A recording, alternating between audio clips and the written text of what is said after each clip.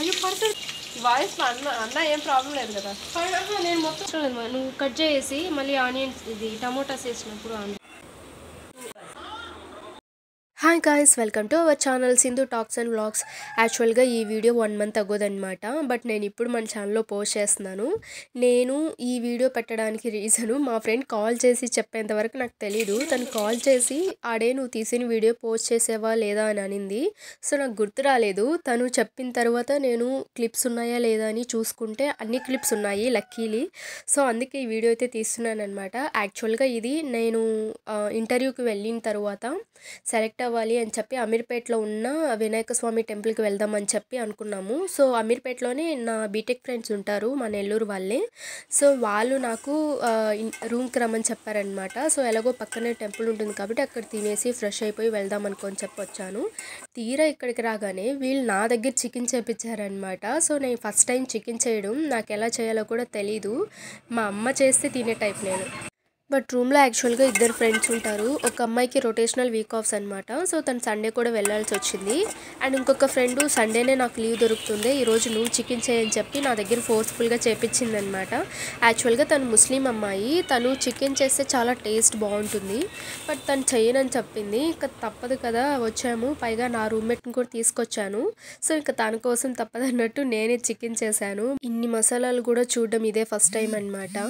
So ఇక్కడ టౌన్లో ఉంటే, సిటీలో ఉంటే అన్నీ ఆల్మోస్ట్ మనకు తెలిసిపోతాయిలే. ఇంక ఇక్కడ కష్టాలు అలా ఉంటాయన్నమాట. సో సైలెంట్గా హాస్టల్లో కూర్చొని తినక నాకు ఎందుకు వచ్చినాయి తిప్పలు. నేనేదో అది చాలా బాగా వంట చేస్తుంది అనమాట మా ఫ్రెండు. వాళ్ళు Muslims. So Muslims non veggies బాగా చేస్తారని అంటారు కదా. సో తను బాగా చేస్తుంది. కానీ తనకి 1 డేనే నాకు లీవ్ దొరికింది. నేను ఫుల్ రెస్ట్ తీసుకోవాలి, నువ్వు ఎప్పుడో ఒకసారి వచ్చావు కదా అని చెప్పి నా దగ్గరే చేపించింది. అండ్ నాకైతే అస్సలు వంటలు రావన్నమాట.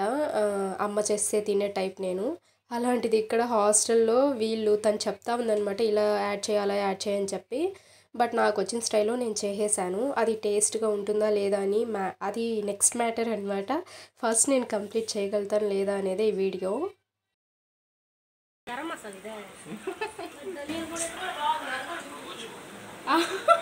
ఇంత బౌల్ కూడా చెప్పాను.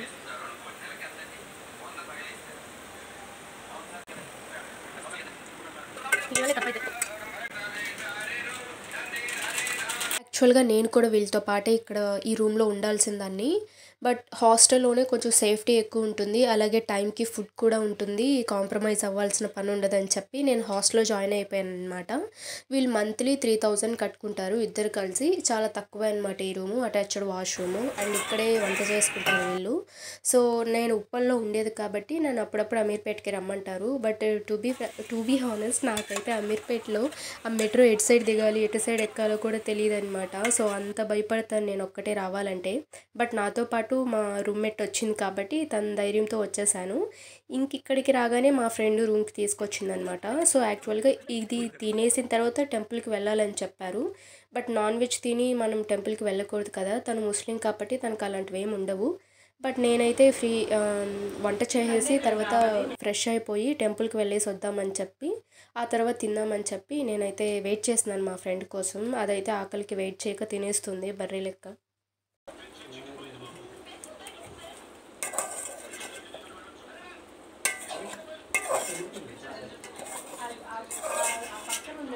ఫైనల్గా నాకు వచ్చిన స్టైల్లో ఎలాగోలా చేసేసానమాట. బట్ టేస్ట్ ఎలా ఉంది ఏంటి అనేది నాకు తెలీదు. నేను అట్లీస్ట్ టేస్ట్ కూడా చేయలేదు, ఎందుకంటే టెంపుల్కి వెళ్ళి వచ్చేంత వరకు తినకూడదని చెప్పి.